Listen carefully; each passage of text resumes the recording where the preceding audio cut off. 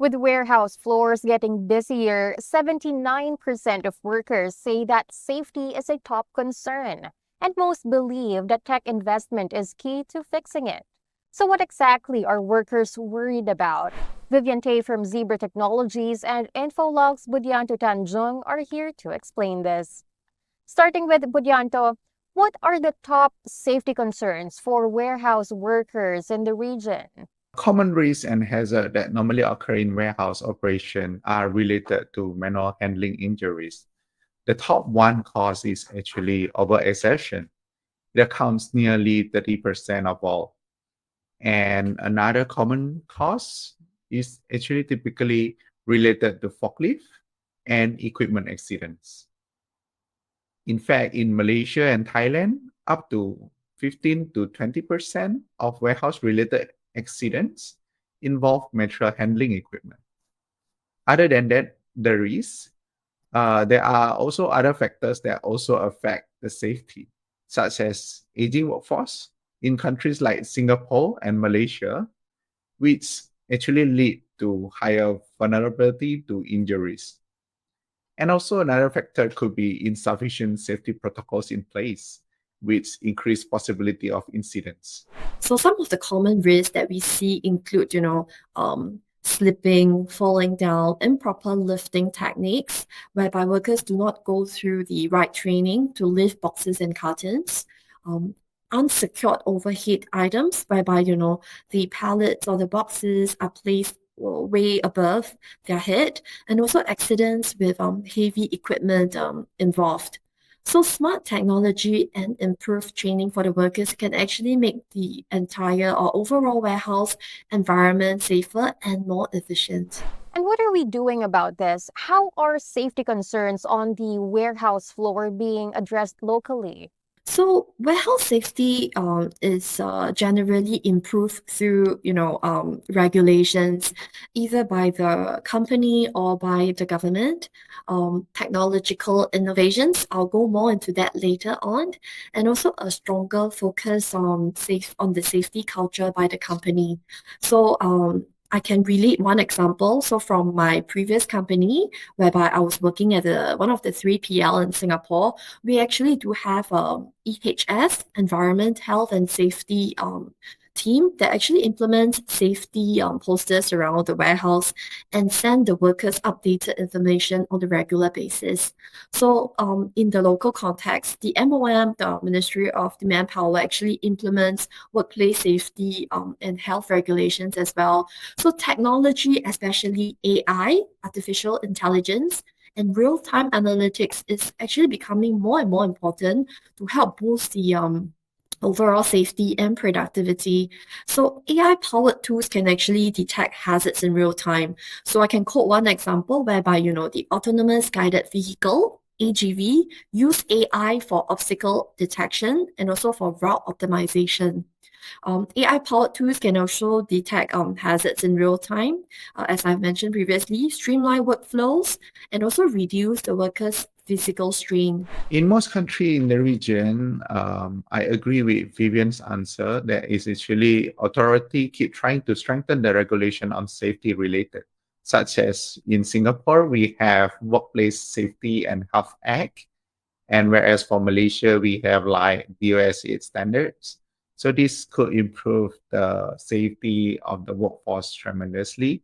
And nowadays, a lot of companies is trying to improve in the workplace safety by implementing warehouse automation, which can reduce the human movement in the warehouse significantly.